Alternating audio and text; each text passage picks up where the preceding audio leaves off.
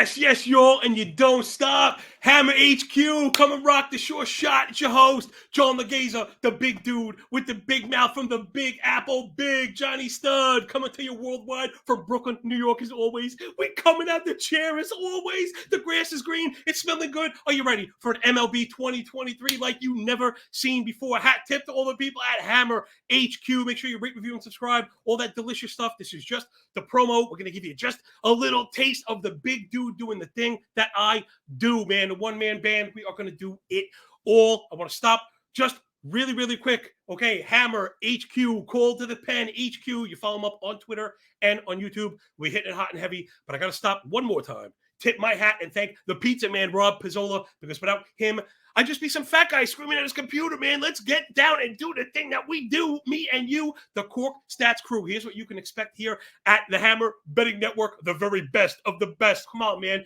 Tutu, you're doing everything. It's strategy.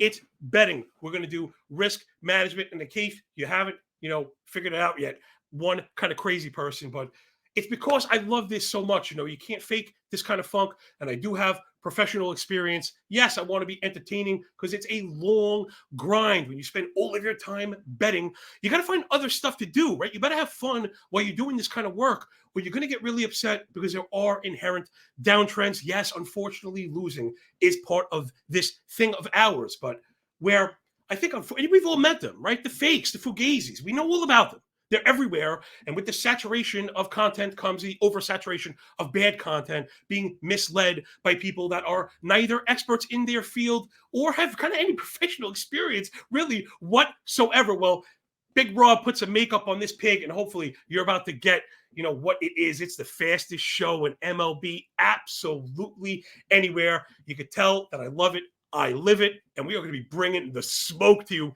every day, Monday through Friday, here at noon with yours truly. We're going to try and just get through everything, if you can believe it. There is nothing like it, and you can expect this. This show is going to be coming at your 1:15 off the crack of the bat in August, in June. You check my show Rolodex, May 12th to July 17th. Who cares, man? Because every single day is a special day, right? And that's what it's all about. I really believe that you don't kind of stay the same. Right, you either get better or you get worse at every single thing that you do. And if you think that you don't, you're probably getting marginally worse.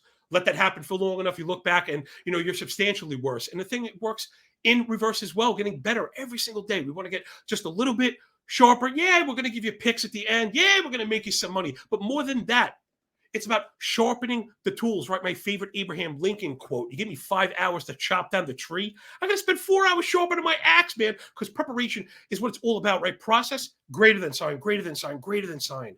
Outputs. Because, again, we're going to lose. These things happen. And, oh, my God, his first show. Talking about betting, talking about losing. Yes, it's easy to win. Putting money in your pocket is easy. But it's not easy to lose. And it's our response to that adversity, both emotionally and financially, that is going to separate us from the pack. Again, come on, man. If that don't earn the rate, the review, and the subscribe, I don't know what is going to. Keep an eye. Again, today we're just streaming here on Twitter, getting the word out that the Italian Tasmanian devil is, here, and we are going to just rip up the ivory tower. We are just going to rip it up. If you're tired of the way baseball is being covered, good. If you're sick of the way baseball is being covered, good, because we're going to do it completely differently. Have some fun, make some money, math, geeky nerd stuff, but also a bit of fun. I'm a hand in the dirt guy, man. I'm a Brooklyn guy from the street, born and bred as always. All right, enough of that. Now you know exactly what you're going to get. 5 minutes of me is an eternity of me because, again, I only got one speed. I live in a red line. Let's get it. And man, it's opening day. Can you believe it? In the words of my man, the great Hambino, oh, we are just going to have so much fun. You follow me up on Twitter at John Laghezza, JOHNLAGHEZZA. And then, of course, the Hammer HQ, call to the pen HQ. And you can get me 24/7 any time of day, any day of the week. We're bringing a smoke, baby. 1:15 off the crack of the bat, as always. So, I guess let's do some baseball, right? Let's do the handicapping that's got me in the chair. Again, huge slate today. We're also going to be talking strategy. We're always going to be talking about sustainability. So, basta. I mean, just to relax enough, patience. We'll get there. an opening day. Now, everybody wants to just go nuts and start betting. We don't know what the environment is look like. The ball, the humidors, are we getting carry? Are we not? Are barrels going out? Are home run to fly ball rates stabilized? All right, these are all things that are going to matter for us bettors. You take it easy, but it doesn't mean that I didn't run the model. Come on. As you know, death, taxes, sun rising in the east, setting in the west, bears making dookie in the woods, and the big man up before the crack of dawn to bring you this bad boy, man. You can't get this nowhere else. You can take that one to the bank and rubber stamp it. Okay, since, we do have an audience to appease here, I wanted to cover every single game, but since there are games right around the corner, I think we're going to push those off to the 4, and just if we have time, talk about the 1 o'clock games. This will be out in audio-only format as well. And I want this out in the vine just so people can kind of catch up and see what we're doing. And then at the end, we'll wrap up with a little bit of the 1 o'clock stuff. We kind of have the freedom to go as long as we want. So as long as I feel like it's entertaining and informative, and there's still a little bit of data left to go, a little meat on the bone, and we'll keep doing the thing that we do, man. I got nowhere to go because, like I said, I absolutely live for this. Call me when it's November. That's when you'll find me sleeping, man. Absolutely resting my voice. All right, so I guess we'll start again. Let's start with the afternoon games. I got Philly and I got Texas, of course. The big pitching matchup there. It's going to be Nola, going to be DeGrom. You'll notice in my work, I really like to focus on pitching. I think that's the most important thing. And then, of course, we're doing our pricing. I've been really into the BetStamp app because you can kind of see it for the video people up there. I want to see it prices. I want to see everything, especially right now. Prices can be a bit wonky. And I believe if you're going to be betting baseball and betting in kind of volume, that profit is made on the edges. And you and I could have the exact same ticket, let's say, right? The same picks. But I could be profitable and you might not. And it'll be just because of I use BetStamp and you didn't, right? I got Texas at minus 130 opposed to minus 140. Not say I really like them. Again, pitching versus pitching, strength on strength, old line versus young line. I generally like to let these ones go early in the season. Again, it's about not getting lumped up early, being patient, looking for some edge. I am going to get you some picks. All right, but it's Philadelphia and it's Texas. Again, the last thing we want to look for, not just the offensive environment, but the hitters themselves. You're not going to hear me quoting spring training stuff. I don't care about that whatsoever. As long as you're healthy, you're healthy. I'm not going to assert or assume what pitchers we're trying to do, what hitters we're working on. I'm telling you, that stuff is going to get you in trouble. You do 6 months of fantasy analysis, betting analysis, and then the games start and you're watching, 3 exhibition games. Half the guys were playing overseas or something. So, I'm not worried about that. What I am going to be worrying about is pitching, where I think the answers to this key are, right? So you're getting Aaron Nola and you're getting Jacob deGrom, GOAT on GOAT. I mean, Nola just had a ridiculous season, right? He went 205 innings, 0.96 with 3.25 ERA, but across the board, really everything very strong. 274 expected ERA, 25.5 K minus walk, work in the shadows, 66% for a strike rate. All the things I really like to see, right? Induces chases and can win in the zone, 85% zone contact. Keep that in mind. A very important stat, maybe that we don't hear enough of. Strong against lefties and righties. I mean, Nola is a GOAT. Texas offense is a bit up in the air. Not sure exactly what we're going to get from them. So I don't want to put the cart before the horse. Everyone's in love with Corey Seager, me too. But right now, especially at the beginning, I believe the pitchers have the upper hand, right? Especially the ones that have been prepared and healthy. For me, it's Nola greater than signed, Texas Rangers offense. If you're really into this stuff, you can check it out on Twitter. You follow me, you'll streamline you to my model work. I model every single game. It's all free right now to give you an idea of what's going on behind the scenes and how, right, we use the computer program. Not to make the decisions, but just to highlight things and guide us. Because, again, we know irrational exuberance. We've been without betting baseball. Everyone's going to want to do it. Full slate, a million opportunities. But you don't want to lose because no bet is better than a bad bet. You know what? Let's quantify that for the new listeners. If you're unfamiliar with my stuff, I like to drop some lessons here and there. Funny things are everywhere. If you could be kind of Seussian with that stuff. And, of course, I did that and I lost my train of thought, which is always what's going to happen. When you talk as much as I do. So let's just back it up into the stuff that matters. Pitching Nola versus DeGrom, Jacob deGrom just breaking the system everywhere you go. Oh, yeah, I was mentioning having the system just to highlight the opportunities for us so we don't overreact. Because it's important not to overreact with all the opportunities. And again, hopefully the models, if we're using these things like I do, as it gets more information, it's kind of getting smarter. It's kind of getting stronger. I like to look at teams and players. Here's what I was going to say in terms of sine waves, right? Where sometimes players erroneously get called hot. But you have to make sure we're defining this. No one is the same. So, right, better players have longer, flatter sine waves that are higher above the average. Streakier players are going to be up and down. Remember, the game is always dynamic. No one ever moves up or down in perpetuity, in particular for offenses. So we don't know where the offense is starting on the sine wave. That was really the issue that I was trying to get before I almost got derailed, but Heisman pros, and we're back on track. Jacob deGrom is the GOAT. I know everyone's telling us that he's not making 30 starts this year. That's what we heard. Okay, he's not making 30 starts. Agreed. Is he starting today? Yes, he's starting today. So what does that mean? It means there's a chance of going 8 innings and striking out 16 batters, with allowing a single run or something like that. Sorry, I'm trying to juggle my Ninja Turtle mug here.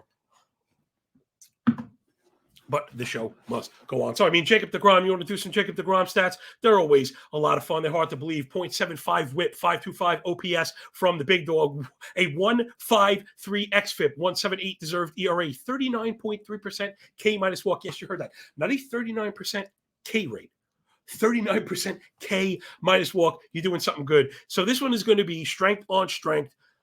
I'm really fading these games because of the uncertainty around the ball. There's ones, and the lesson that I wanted to get to before I started spinning all these bowls, right, is to be selective.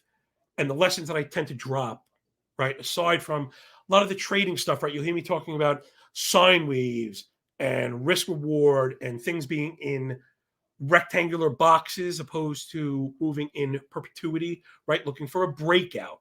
That's what a breakout is something moving in continuation out of the box, opposed to when we talk about regression models, something high, we expect it to go low, and something low, we expect to bounce back up. So let's do the selectivity thing and why it matters so much. Again, feather in the cap. This will be one of the things hopefully you'll leave with tomorrow. The novices out there that come to people like me, which I really do appreciate, to keep you in the game. I don't always win every day. That would be silly. But I have been handicapping out in public now for year after year after year after year because I'm putting up positive results, because I have a good process, because I am selective. So here's for the simple lesson out there. If you have $100 and you lose 10%, you're down to 90, simple math. If you make another bet chasing it live, let's say, and you make 10% back, well, you're not back to 100. You're only at 99, right? 10% of 90 is 99. Continue that loop again in perpetuity over and over and over and over again. You're going to end up at zero.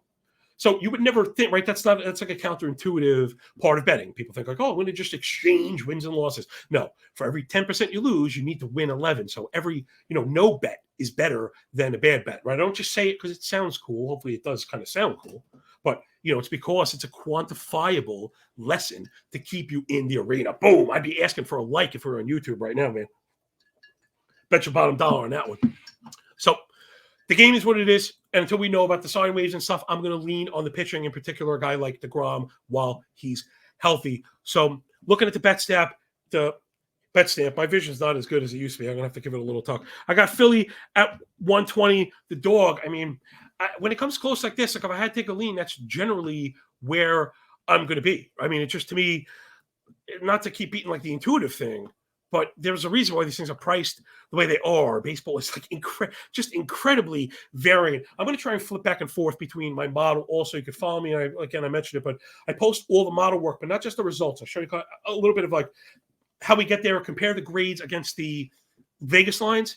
And you could kind of decide for yourself what you want to play, right? I don't play every algo hit. The algo, of course, is going to identify favorites sometimes. I'm not a big favorite guy. Then you get into parlays. Stuff we'll be talking about as the season progresses. But for right now, I think it's really important to stay upon being selective. Let's look for just the very, very, very best spots. Again, Nola and deGrom pitching on pitching. Then it's a little bit less of that. Okay, we got Pittsburgh and we got Cincinnati. Mitch Keller against my dude, Hunter Green. This one's going to be interesting. Again, Mitch Keller has everyone buying the hype after the black and white shirtless, video on Twitter that seems to go around like every single year or so, right? Let me get the odds out there first. I should have got it. So Pittsburgh is a 121 dog to Cincinnati minus 120 on the other side. Thank you so much, my lovely, producers back there.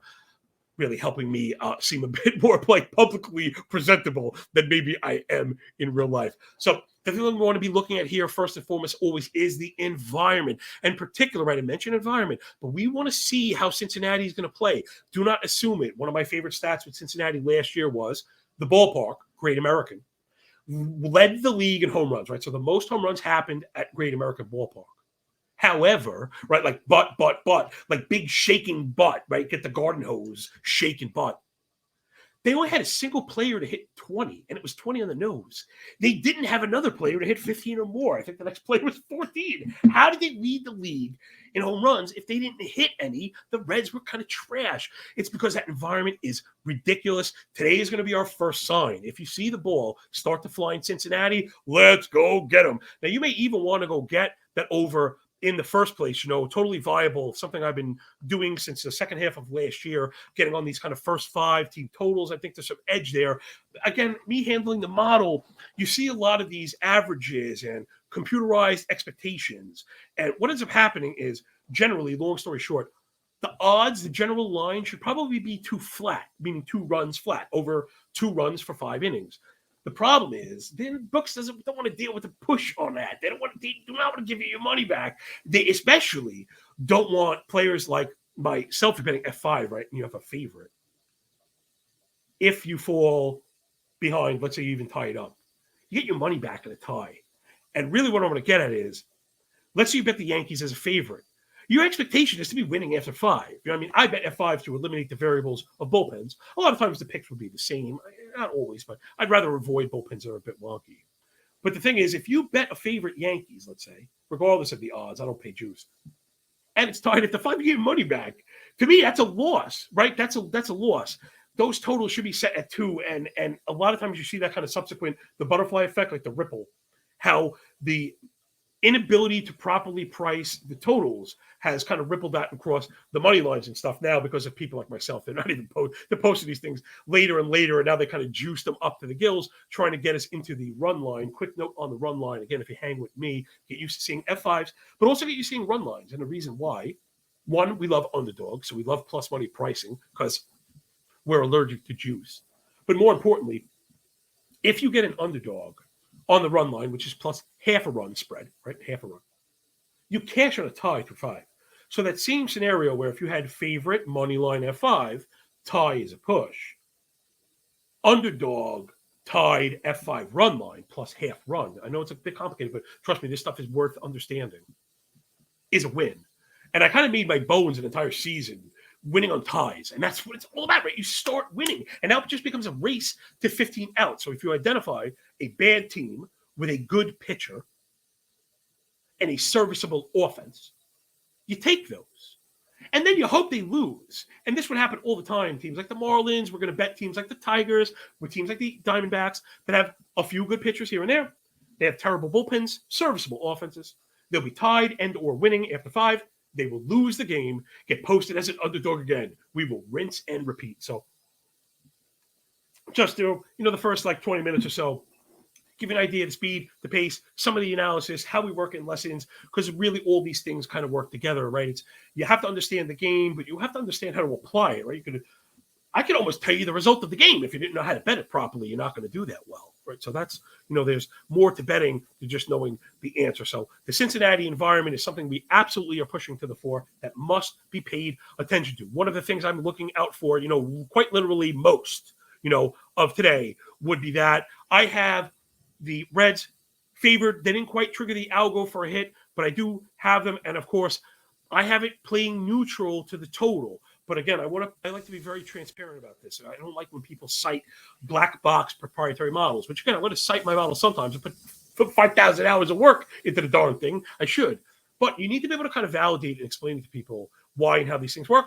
And to just give you an idea, right now, because of the weather, we're turned offensively down, right? So think of if you're going to model baseball, you need a volume button to kind of move with the weather, right? To match the expectations, things we've seen.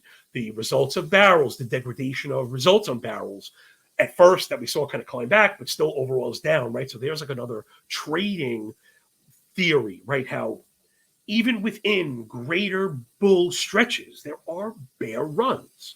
And that's the whole thing about thinking, against perpetuity. Nothing is infinite, right? The Amazon stock line looks like it's a straight line when you zoom out to 10 years. But if you look at yesterday, it might even be down. So patience, basta, let it come to us. Similar to the players that we want to invest in, right? Let the opportunity come to you. And then when you get a chance, you smash that bad boy. Both of these offenses are probably pretty bad. Although I think the Pirates, when healthy, up top might be a little better than expected.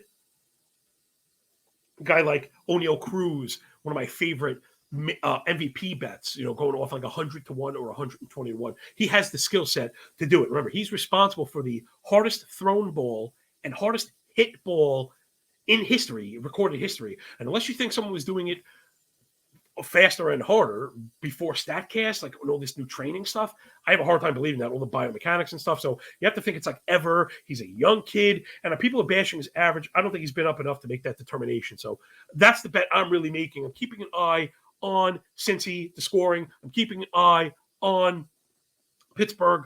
I think Cincy probably makes another strong F5 play. I think Hunter Green is about 3 or 4 greater than symbols over Pittsburgh. And if you can get that kind of near even or something palatable, I think that one is probably worth it. Let's circle, and at the end, we'll try and put together a little pack of bets. Hey, let's stop and do some more thinking and a bit more teaching, because at the end of the day, that tomorrow, well, certainly tomorrow it's more important than, who won. And I think there's oftentimes an overreaction to run to the window, right? Press the buy button, press the confirm button, whatever it is.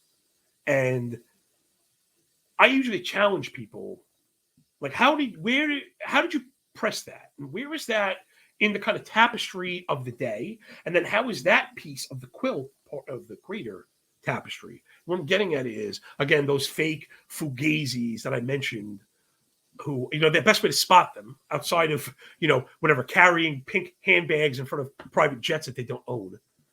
The best way to spot them is unit size.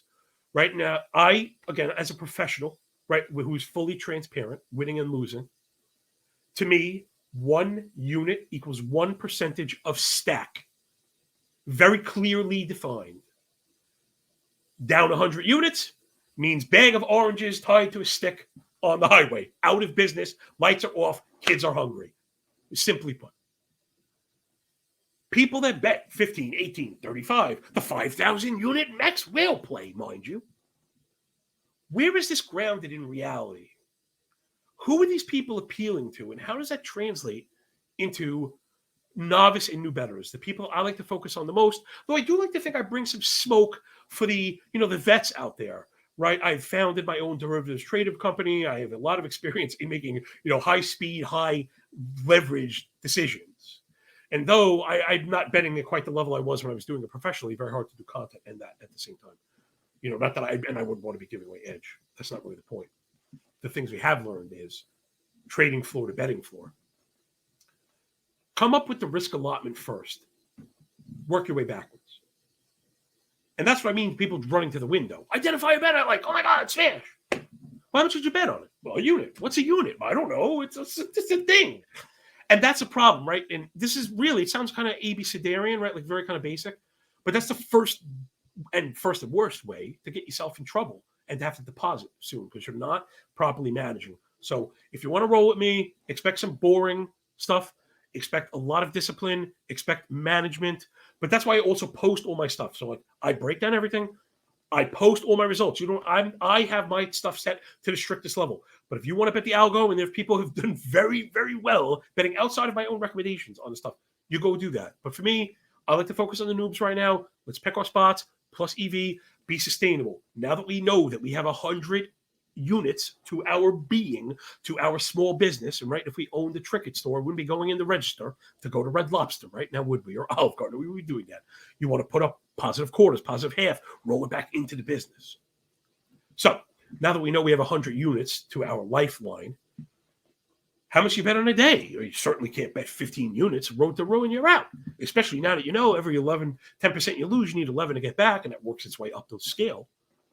I have found to get professionally, these things are time tested with professionals. I usually set my daily limit around 2.5 to 3%, right? And the reason that's going to matter, and then we can blow through the baseball, because this is what's going to make you better at betting baseball. Before you lay the U down, how many plays do you like? Figure out how many plays you like, knowing how much you have to risk. Again, you don't have to set it. I think you can throttle it. That's probably a bit more professional. I think for beginners, you should set a risk. Let's say 2%. So that'd be 2 units. And you'll be like, how can you bet 2 units and make any money? Well, that's when they say you need money to make money, take money to make money. That's the phrase I was looking for. That's what they mean.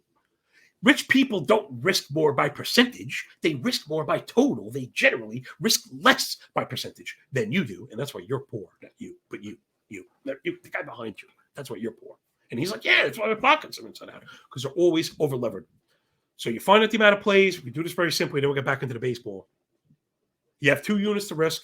You did all of your work. Nighttime slate on deck. You're very excited. 4 plays. Let's say they're all even money. If they're all even money, you split it 4 ways, half a unit on each. Boom, you walk away. If they're different prices, you can fine-tune the dials so they all pay out the same. Again, there are ways to round robin and parlay. I generally advise people to stay away from it. Let me see. If you like a number in any game, let me know to lock it in. Oh, I will. I thought I was getting a comment. So there you go. Live TV, everybody. I stepped on my first rake. Hopefully my nose won't get any bigger. All right, let's dive into some more baseball stuff. Right, all right, that's enough learning. Let's go blow some money. Let's burn some money on this stuff. Next up, I know we have a lot of Canadians in the crowd there. Hey, so give me the Bluebirds against St. Louis. Yeah, this one I think we are going to get some money down on because my algo is kind of screaming. We got Alec, the big dude, Manoah, against Miles Michaelis. So right now here again, if we're picking spots and we're into pitching, I think this is a place that we have the pitching edge. Yeah, thanks for bringing it up, man. I don't have to squint, man. Even with glasses, I got to squint sometimes, man. I'm going to end up with Coke bottles on. Well, hopefully it's a beer bottle, not a Coke bottle. So here we're seeing this one laid pretty much right near next to even money. Now, granted, I do think the Cardinals offense is very good. I think this price is being erroneously moved and manipulated, not manipulated, influenced is the word I was looking for. Influenced by spring training data. People have been down on Manoah. I am not. I think Manoah is a absolute beast. He looks every bit of a brick S-house. So Manoah last year, 196 and 2/3, 2.24 ERA, .99 WHIP, a 5.81 OPS with a 2.44 deserved ERA. Yes, the K's were down, but I did cover this kind of granularly. You know, he just had a little bit of bad luck getting contact allowed outside the zone, which again is not something we're worried about. But it's not like he was bad. This is again fantasy. I think sometimes fantasy markets drive betting markets because that's where a lot of the attention is being paid. And don't worry about that because, like I said, the out of zone contact led to these banana contact allowed stats: 23.7% hard hit rate allowed, 5% barrel, less than 3% blast, a 283 x WOBA. Alec Manoah, he had a 460 OPS allowed to righties. I mean, just bananas. And the Cardinals very right-handed. So I actually think Manoah has a clear upper hand here against Michaelis, who's really more of a contact guy. Yeah, the whip was nice last year, 202 innings, 103 whip, a 3.29 ERA, 640 OPS. But the stuff that I'm usually looking for against a very good Toronto team. I know I was trying to do as little asserting as possible when it comes to offense, which I think, makes sense because of what I was saying. We don't know where in the sine wave we're going to pick this up, right? How did the training hit? Is everyone healthy? Is everyone's timing down? Like, that's the stuff that matters. The Toronto offense last year, just ridiculous and very little turnover. In fact, if anything, they improved it near the top of the board in the league, and not just 328 OBP, 761 OPS, but a 20% K rate. Top 5 in chase rate, right? So you can see how those things work when you combine it with a top 8 barrel rate as well, right? So they're not striking out, they're not chasing, making lots of good contact when they get it. And the flip side to that is Miles Michaelis allows a lot of contact, right? No, this is not some kind of secret 19% K, only 5% walk, right? So he's working inside the zone, which is exactly as the Caterpillar would say, where we want to be. Let's check out the algo score on this one. I just got overs. So let's bang this one. Let's make this one our first play. I think you're going to get it with the bullpens as well, but I would stick to the F5 because generally that's where I make my bones. Give us the F5 over. That one right now is at 3.5, which again, let's just stop really quick. That's a number that we love, right? Now, the 4 is not bad because you get it back on a push oftentimes. 3.5 is especially low. I think there's a pathway that Toronto alone clears the full game F5. So I like that team total. I also like the F5 over. So we're going to go F5 over 3.5. That one you got to shop. You're generally going to find these things close to even. I don't like to go past minus 110 on totals. But if you got to, if it's 112, again, I don't like to throw your money. I'm never going to do that. Numbers matter. But I don't want to throw away the one play that I like on, a few cents. I think you have to, I think that at some points you have to eat it. But if you look up, you'll see some minus 110s. So let's get that. Again, offenses on both sides really good, and this will cover us just in case Manoah is not great. I think Toronto's going to get Mikolas for 4. Like I straight up do. But then the flip side of that is if Manoah is not great, St. Louis is getting there too. Toronto gets there too. Let's clear that 4. Let's put that one on the board. Let's rack it up. I think I feel pretty confident about that one. Expect my cash to be on that one as well. All right, next up, NL East. Oh, yeah, baby. It's the chairman of the board, old blue eye, Max Scherzer. Man, love that man. How great is he doing it for us old men out there? Just ridiculous last year. Again, he kind of falls into that DeGrom category. Let's be weary of allowing preseason narratives and fantasy stuff that might not matter to get into our minds, right? We kept being browbeaten. Scherzer's going to miss games and he's hurt. Right now, he's not. Remember, fantasy is a 1-year contract. Okay, betting is a 9-inning contract. We shrink it down to 15-out contract. If Scherzer's out there doing the one-eye thing, giving the evil eye out there, that my luck, yeah, we are absolutely get behind the chairman of the board. He should absolutely dominate these Marlins, who really kind of stink. Bottom of the board last year, 293 team OBP, 24% K to 7% walk, 289 team WOBA. All those really near like the bottom of the board. Mets offense flip side was just awesome. Down the stretch, especially that second half. I know they got dinged for falling apart. Their offense was very, very good. 340 team WOBA, only 19% K, 10% swing strike as a team. Mets showing a lot of good discipline along with strong quality of contact, the things that I like to look for. Again, stats in combination. I know I use a lot of numbers, but hopefully they speak to you. Oh, let's stop and do a spinning bowl. Oh, man, do we have to spin a bowl on a spinning bowl? Well, it's that guy from the Gong Show, right? Spin bowls on sticks. Every bowl is a piece of, is an idea, right? And as long as you get back to it before it falls off, that's how you build critical thinking, right? It's one of my favorite kind of analogies. Now, without losing it, what I wanted to mention this time is compartmentalizing stats and have them speak to you, right? So you got to be careful. Lots of people especially quote, I think, the wrong stats. Everyone's favorite stats are StatCast, kind of contact quality stuff, barrel and xWOBAcon and blast rates. Yeah, I get it. Those are sexy to have little lollipop sliders and all that stuff when they're red. We're like, well, it's great. The problem is those stats are the least reliable. They also often describe the same thing. So talk about the best way to get yourself into trouble would be to use non-sticky stats predictively and then use them and double count them was the term I was looking for, the truest way to get yourself in trouble. So give me Max Scherzer over the garbage Miami offense. I don't know if I'm going to bet it though, because man, if anyone is going to shut down those Mets, it is Sandy Alcantara. Both of these guys just ridiculously impactful on a per inning basis. This one should be a lot of fun. Let's go to the algo. You're going to see a lot of blue, right, for unders and stuff like that. I try and match my sheet work to the savant kind of metaverse out there where red is good, hot and cold is bad, blue. This one, odds is probably fair. I think the lines are all really fair. I don't think you're going to get any edge here at all because of, Sandy and just how dominant. Let's take just a quick look at Sandy. I know, again, the fantasy narrative was like he doesn't strike people out, and therefore, that makes him less of a pitcher. We don't care about that. Right, the things that we care about are all firmly in place. With my favorite new metrics from my boy Alex Chamberlain, PFIP, my favorite earn run indicator, my new one. One of the best in the league at 2.5, but all the other earn run indicators, deserved ERA 2.52. The fastball's up near 98 miles an hour. He doesn't walk anybody. I mean, just awesome. And the 53% ground ball rate is what we love so much. That he could work up in the zone. He induces a lot of pop-ups, which actually take away from that fly ball rate, which is another bowl. Let's just spin it really quick. People are over here quoting fly ball rates, but if you're using Fangraphs, GB plus LD plus FB, ground ball, line drive, fly ball, those equal 100. You cannot quote fly ball rate FB without using IFB, the infield fly, because those are automatic outs, both directions, right? Meaning you don't want to quote hitter as being an extreme fly ball hitter if he's has a 20% pop-up rate.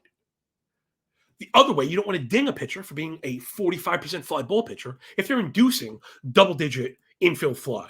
Now, granted, Sandy is a 30% fly ball rate, but he also has a 12% infield fly rate. You have to look at all these things. That's an added context of elevation. Those baskets I like to speak in. So that speak to us so we don't overreact. Thinking of players, again, macro in terms of sine waves, micro in terms of production, discipline, elevation, batted ball quality. How does the hitter approach the plate? Right? Do they swing too much? Do they miss too much? Walk strikeouts. Do they put the ball on the ground? Elevation.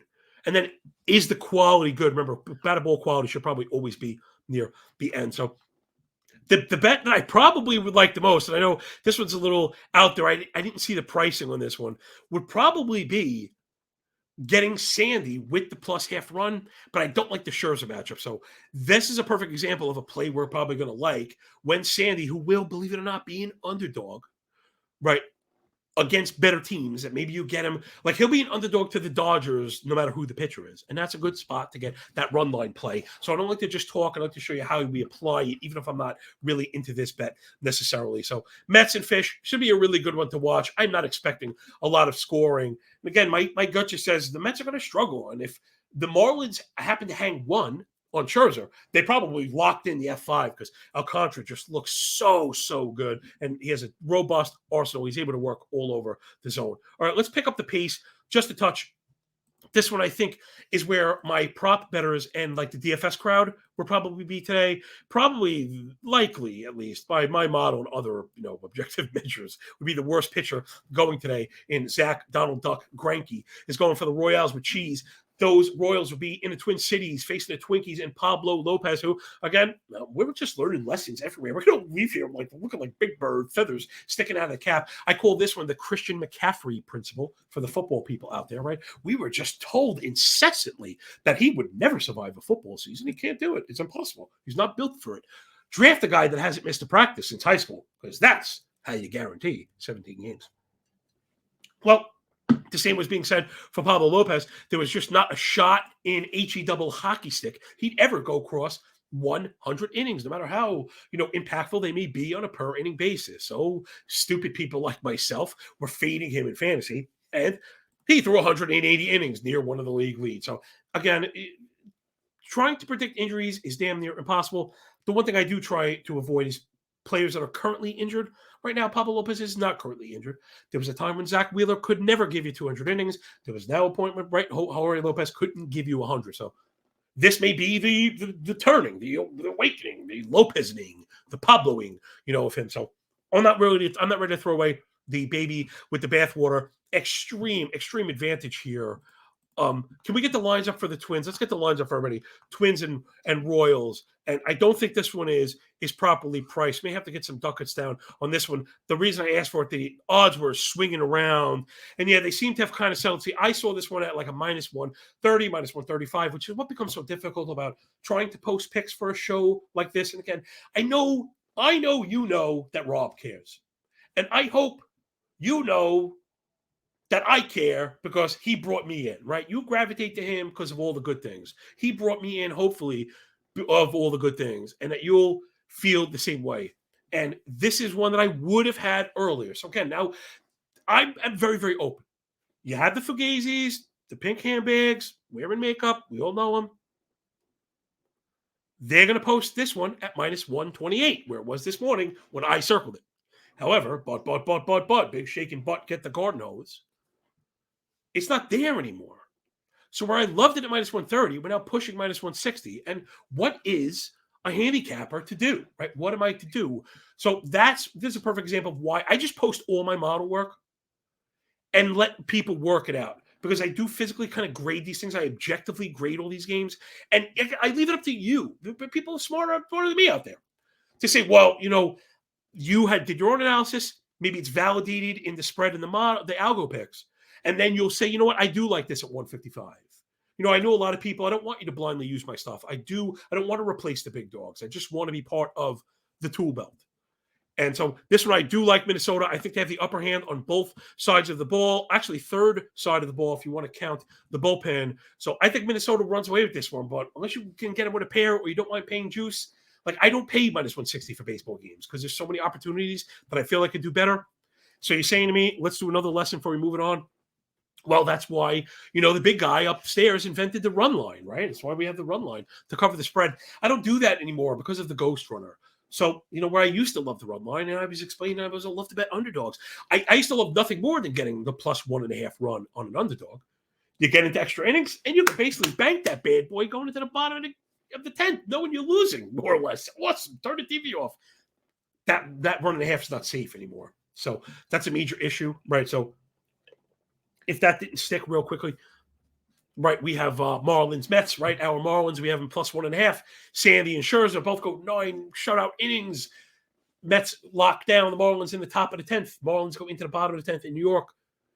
But now there's a runner on second. So if that first pitch home run, that used to be the thing we were rooting for. We're literally rooting to lose, to lose the game and cash the spread. Now, with that run, it's a little too volatile. It really is. So that's worked in both ways and have gotten me off of full game run lines. So a lot of times I've ended up passing on these. But again, I'm not saying I'm right, you're wrong. We're just different. There are 100 ways to skin that cat without scratching his butthole, as my grandfather used to say. So, be willing to be malleable. And as much as I like to teach and show, you don't have to do it my way. It's not the only way. And again, that's why I have all that stuff. Again, I'm just doing it for more or less free out there. All right, next up, Dylan, stop, cease, and desist. It's the pale hose on the wrong side of the tracks in Chi-Town. Those White Sox going to Houston to face my boy, Framber Valdez. He's one of my Cy Young picks. I absolutely love what we saw from Framber. And if you can't tell from the tone of my voice, I think he is just going to absolutely shut down. I think he's going to shut down the White Sox. People are, I don't want to say they're erroneously labeling him a ground ball pitcher because he does get a ton of ground balls. This is Framber Valdez, right? Tons and tons, like all ground balls, like 66.5% ground ball last year, 16% fly ball, 9% of those were infield flies. So when he does actually get you to raise his eye level, you can't get up to it. He's really, really good. Really, really good. People knock him for the strikeouts, but he had a pitch mix change. He added in a cutter, and we saw the K rate kind of pop. So I believe with the newfound velocity and pitch mix change, also remember the Astros are very analytically driven, and they knew this shift would be being removed. You're not going to stop this guy from being a ground ball pitcher, but you will. I mean, that's what I'm saying with a degree of certainty. They will adapt. You will see him work differently, and I think we saw him do that, right? I'm not just guessing. I believe the cutter and working up is a function of the coming doom they saw, the coming BABIP doom, for having a 66% ground ball rate. Too many of those would get through. So Framber can get the swings and misses when he needs. Again, 11.5 swinging strike, 29% CSW. These are not trash at all. At all. The 89% zone contact rate, because he's so good working at and around the corners of the zone on the black, is what gets all the weak contact. Okay, so just remember nuance and context when you hang out with me and Hammer HQ in general. Call to the pen, HQ in general. We're going to be getting those rate reviews and subscribe. Hit us on Twitter any time of day, any day of the week. We got you doing the things that we do. And make sure you're hitting up BetStamp. I think we already showed you why BetStamp is so impactful and so important to have such easy access to all the different prices. Could you just imagine, think about how ridiculous this tool is, not just in the cool way, it's ridiculous, bruh. But I mean, it's quite literally ridiculous, like Webster's Merriam, ridiculous. Imagine going into a store and having, the bottle of seltzer. I'm a big seltzer guy. The seltzer you're going to drink, all next to each other, but you could pay $1, $1.05, $1.25, $1.45, $1.55. At one point, you might say, for 2 cents, I don't want to reach up that shelf. But when you're talking 40% differences, and we see that, right? Thinking in terms of percentages, realizing, again, profits is made on the edges. You got to be careful. And there are times that I let it go. I let it go, man. And it doesn't mean I'm perfect, and it doesn't mean I always get it right.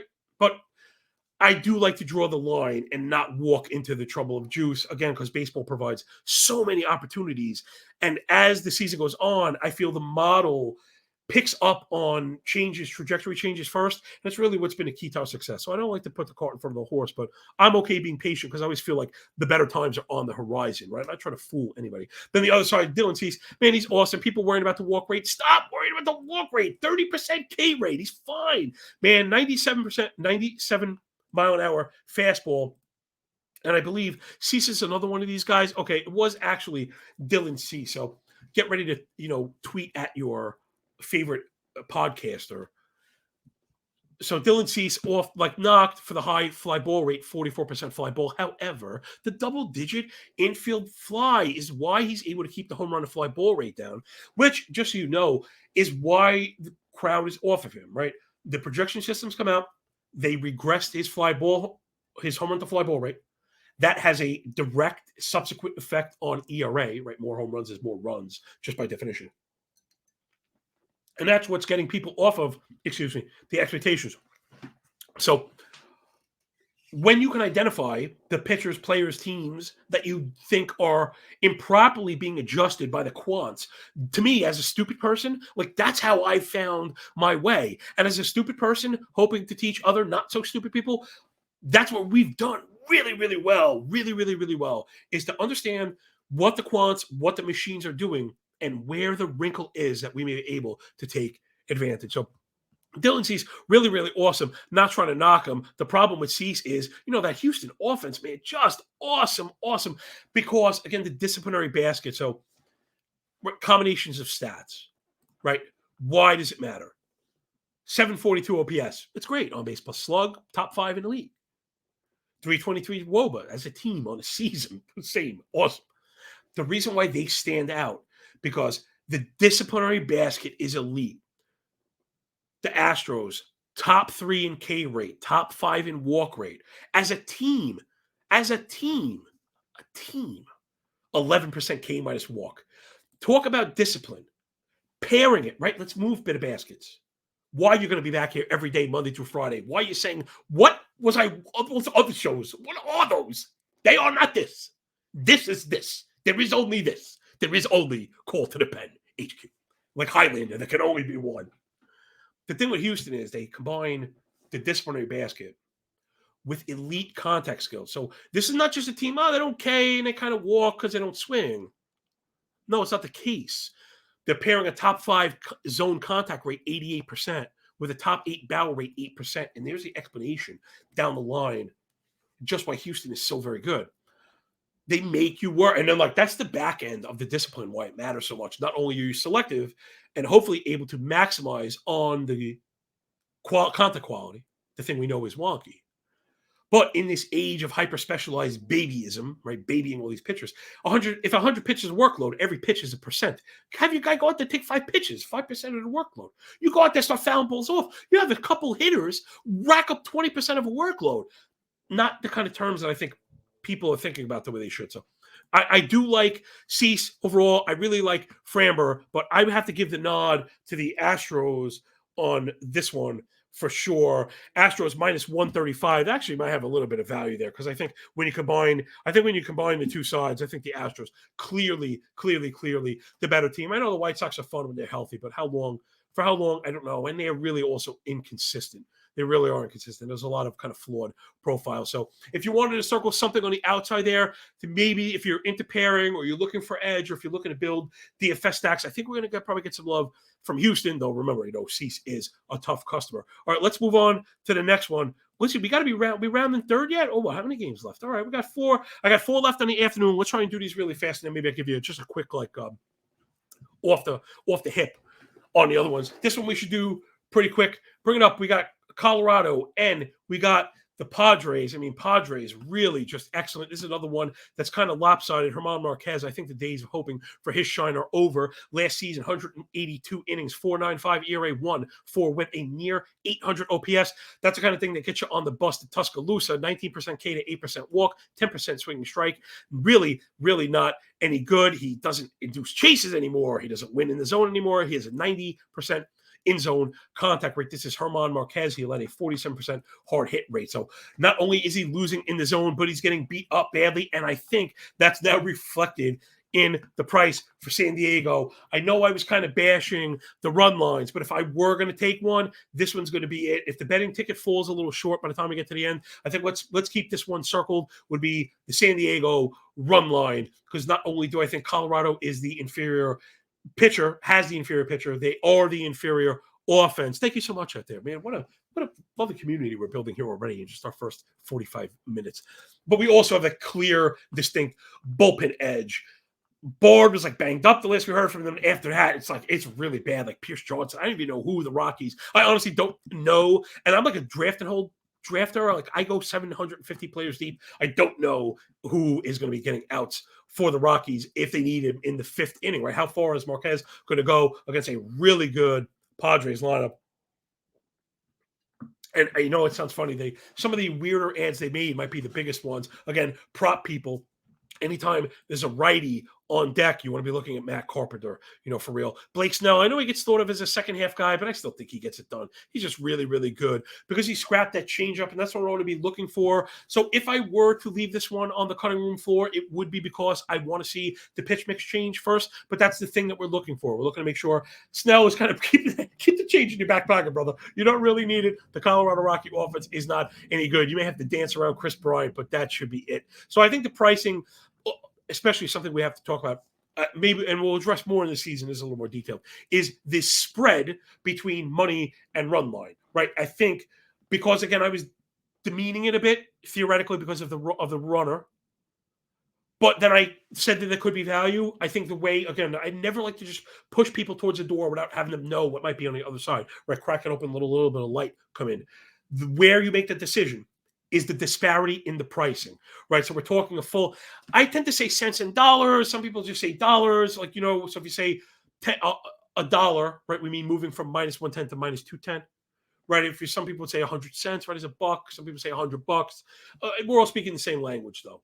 It's a major, major move, a 100% move for that one run. That's when you pay the one run. That's when you paid it. That's when you go for it. That's when you go for it. Because I think the Padres could win this one going away. Again, not hard to find a lot of pitching edge. All right, let's move it up. It's the Halos going to Oaktown to face the Elephants on beach balls. Shohei Ohtani, man. This guy is ridiculous. You know what's funny? As if we need to put more respect on this guy's name. We do from a pitching standpoint. Yes, he's a dual threat. Yes, he's a phenomenal hitter. The strides and improvements he's made as a pitcher are downright ridiculoso. Okay, just absolutely ridiculous. Do not sell this guy short whatsoever. Okay, it is legit. The changes that he's made, they're sustainable. Velo adding pitches with the new sweeper, 2.33 ERA, 1.01 WHIP, all the earned run indicators firmly below 3, which is where you want to see him. 26.5% K minus walk, 15 swinging strike, and then 82% in zone contact rate. So he can win inside the zone. That's also one of those secondary stats, let's say, that even maybe more beginners want to be looking at. That's the stuff that matters. There are chase pitchers that are good in inducing swings and misses outside the zone. Very important. Very important. However, if you fall behind, those are less effective. So you want to add in whether or not a pitcher can win in the zone with zone contact paired with swing and strike. So we know we get that. And Ohtani just gets all of that. He's very good around the edges. You see that reflected in the hard hit rates. 24.5% hard hit, 2.3 blast, 3/4 of home run per 9, a 256 xWOBA for Ohtani. I mean, they just going to rock and roll on Oakland. You will absolutely see us betting on Oakland this year, but it won't be against the Angels until the Angels kind of fall apart and they're not facing Ohtani. Remember, the baseball odds are kind of weird. They have somewhat of a ceiling. Like, they don't get to NBA levels. They don't get to -600. They don't get to NFL levels, -800. That just doesn't happen because of the wonkiness of baseball. So let's keep that in mind also. I often like to preach, right? Reading the board, using the numbers, doing the math, and being okay, saying, nah, not this time. That's what this is. This is a nah, not this time. Because you're going to get these same A's at +190 against worse teams if you're looking for the dog play. The Angel side, I can't stomach the juice. If you could stomach the juice, I guess there might be a natural pairing here with the Twins. But I can't on my first show recommend pairing two favorites to get plus money because that is like the ultimate donkey move. However, that's one of those like old school donkey things where maybe it's not that bit square anymore. Because we've had this like real separation, right? Differential separation, disparity between the really good and really bad teams. That's what it is. If you want to bet against the A's, you're going to have to eat the juice. I mean, again, maybe you go for the run line. But in this one, the run line not as spread, right? The 205 to plus 110 is only 95, where on other ones, you're getting well over 100. So I'd probably be looking to pair the Angels. I know you have people that are going to do the Kelly stuff and say, well, if you have it, the probability is there. I oftentimes is where I differentiate from the market. I don't really believe in that. I don't think we know how to set edge. I've spent a ton of time on trading floors trying to do it. It's extremely difficult. And I think that's how you get yourself into trouble when you start to believe that your indicators increase the odds of it happening. I think that's how you get in trouble again. Feathers just like sticking out of my cap absolutely everywhere. So chalk up the Angels. I think the run line is viable, but again, I really wouldn't look to pay it. I especially don't like the other side of what I don't like about this is the minus sign in front of it. So if we're looking to cover, let's get plus money like we did before. Let's get plus money on the cover and not be paying juice to cover in baseball, which again can be very, very difficult. Oakland's terrible. Angels offense is good, but one of the things you got to be careful of is using kind of season-long stats because they're so injured and they're like absolutely different teams when they're healthy and when they're not. So again, hopefully this is stuff you're getting at Hammer HQ, at Call to the Pen HQ. You can check out Rob and them are bringing all types of smoke on the main YouTube channel. Hammer HQ is really rocking and rolling. And hopefully, some of you people are picking up what we're putting down here and you decide to stick around for the baseball stuff. Be here 5 days a week. We'll be doing all this, although we'll probably be more of the analysis, right? We wanted to just give everybody an intro, right? To me, the style, what we can expect, how we're going to be kind of pushing the limits, right? We're going to be taking advantage of all the information at our disposal and then using invaluable tools like BetSting, to make sure that we're, again, winning along the edges. That app is really clean. It's really fast. And even if you don't have access to every single book listed, it's still telling you where the price is in other places. And if you see it in a lot of other places, there's a good chance it's going to move that way. And that may actually help you get in front of a better price that is going to change, like get in front of it, or pump the brakes for a price you think is going to move in your direction. Again, I don't mind bucking up against CLV. I hate to like IKB. I know better the system, but again, I think I'm as good as anybody at this, man. So make sure you're checking out betstamp.app/call to the pen and, support the show. And any way you want, comment. My boss, Rob, loves to get tweeted at. Tweet at him, tag him, tell him how good of a job I'm doing, right? I mean, what better way, to show your love and support, man, right? We're putting this out there for free. If it's free, it's for me. But, hey, I'm putting it out there a little, you scratch my back, I scratch yours. You know what I'm saying? So let's wrap this up strong, as always. I hope you really all enjoyed the show. This is just totally, like I said, it's totally unlike anything else. We got 2 left. We could do them really quick. First up, it's Guardians going to Seattle. Bieber fever against Luis Castillo and the M's. I just am in love with Luis Castillo. He's one of my kind of Cy Young guys. He also added on velo, went through a pitch mix change. He's kind of throttling that changeup that he was so well known for, which is still a great pitch and has developed one of the better, if not best, fastballs in the entire league. So I really like Castillo. The problem here, I'm looking at the model, is the model does not, I just can't get the Mariners to score on Bieber, which is really a shame. He's catching some heat too for a downgrade in fastball velocity, but his secondaries are so good. And this is one of the few times you also hear me say he has the clear maturity edge on Seattle, right? Bieber is a little long. He's long in the tooth. He's been doing this for a really long time. And I think he'll be inducing lots of chases. It really wasn't something Seattle was doing last year. But just in this particular matchup, when he gets up against, he just outmatches rooks and young guys. Bieber has just been, the way he operates, again, you don't need the max velo sometimes because he's changing eye level, right, and working in different sides of his zone, and then he's like a control beast. I don't think I would touch this one. I think the line is pretty fair. I'm hoping it would move towards the Guardian so we could get a snap at Seattle if it gets close to even money. I think it might have been near even money when this one went up. Now at minus 120, I don't think I have the confidence, again, because not only is Bieber really effective, we're going to have a hard time getting him out of the game, right? So I like to target. I want to target, if we're going full game bets, We want to target that middle, that soft underbelly. Because remember, when I mentioned how unpredictable bullpens are, one of the matters in which they're unpredictable is the usage. Why? Because it's score determined. It matters. Two ways to look at this. We want to run out the starter, even in a close game, to get to the soft underbelly. The problem with guys like Bieber that go 7 innings habitually, he's going to give it to the good side of the bullpen. I forgot what I was going to say, Jekyll and Hyde, but I forgot which is the good one, which one is the bad one. I don't know the difference between Jekyll and Hyde, so make fun of me for that. But you're going to get the good side of the bullpen, whereas in a 5-run game, you get the bad side, and that's where you run up your deep DFS. That's where you run up your overs, looking to target that stuff. Problem here, 2 really, really good bullpens. I think the play here is probably on that under, except it moved from 4 to 3.5, the F5, I'm saying. So, again, this is another one where in the morning we might have been on this one. Again, subs and stuff are going to have a more robust ticket because it's before the prices move.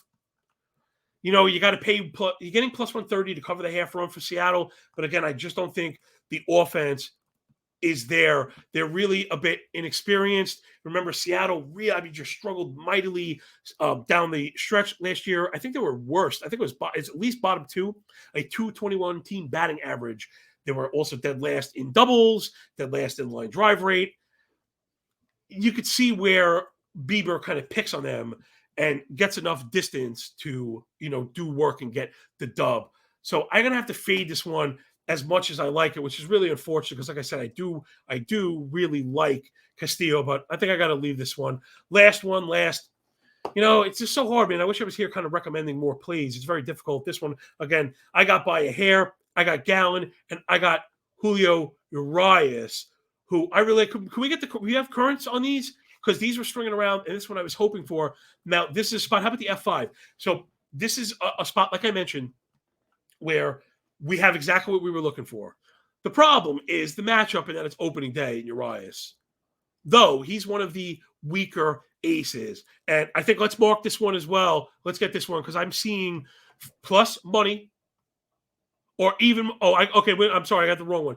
Close to even money. So minus 105, we want the Diamondbacks in this one. We're going to go with Zach Allen. We're going to take the half run. We're going to play that race to 15, the best price that we can. And again, here, BetStamp and the app just showing you in real time like why it's worth its weight in gold.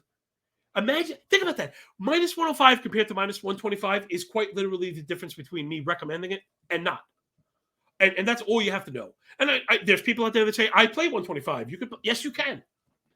But the shifting of win probability, win probability needed, right? Wins needed, win percentage needed. With that change, it's probably like 6 or 8%. That's crazy. For clicking a different button, again, BetStamp to the 4, Hammer HQ to the 4, Big Johnny Stud doing it all. So let's add this one as well. I really like the Arizona. We're going to get the F5 run line in play. So I think that made a couple, right? We highlighted a couple bets, and I think that'll get people off and running, right? If I think we had 3 plays, I would probably stick this one around. I know I was mentioning 2%, but I probably had around min risk to start the season. So I'm probably at around 1%. I probably go a third of a unit on all 3 of them. If I have 3 plays, I probably go a third of a unit on all 3 of them just to keep it simple. If you want the more robust ticket, you want the algo scores, follow me on Twitter. We can walk through all that stuff. I already put out so much information. Your head will absolutely spin. I put out custom picture charts, all the stats that you hear us referring to here at Hammer HQ on Call to the Pen. You hear me. You can get those sheets and see them for yourself in matchup view. You can sort it and play with it because I think that's what it's all about, right? I want to give you picks. I do. And I want you to win on the picks that I give you. I'd much rather you tell me that you use the pitching sheet and the model scores to find an edge and succeed. So I don't think we're going to get to the 1 p.m. games because they are starting off right now. And you have to have people run and rush. It's not worth it. Let's kill it here because we're really at the hour. And that's where I was trying to cap it. So, hey, man, thanks you so much for everybody. That's what you're going to get here at Call to the Pen, the very first episode, our embarkation episode here streaming on Twitter. But you can look for us on YouTube starting tomorrow. I do not want to be streaming this. I want everybody focused on the YouTube channel because that's where the interaction will be the highest, where I'm not going to answer on Twitter these videos. If you want it, hit me up on YouTube. I will get to it. Absolutely promise. I have a little section of my schedule put out just for that. Make sure you tweet at Rob and tell him how good of a job I'm doing. Make sure you hit up the Hammer HQ. Hit up Call to the Pen HQ, and the Twitter handles and YouTubes are all the same. And that's it, man. I guess that'll do it. From the big dude with the big mouth, from the Big Apple, Big Johnny Stud. You follow me at John Laghezza, and there is more of that where this came from. We'll be here tomorrow in the same spot, but I think we'll do a little more of the game stuff and the theories that work more with the baseball, right? We're going to be incorporating more macro betting theories.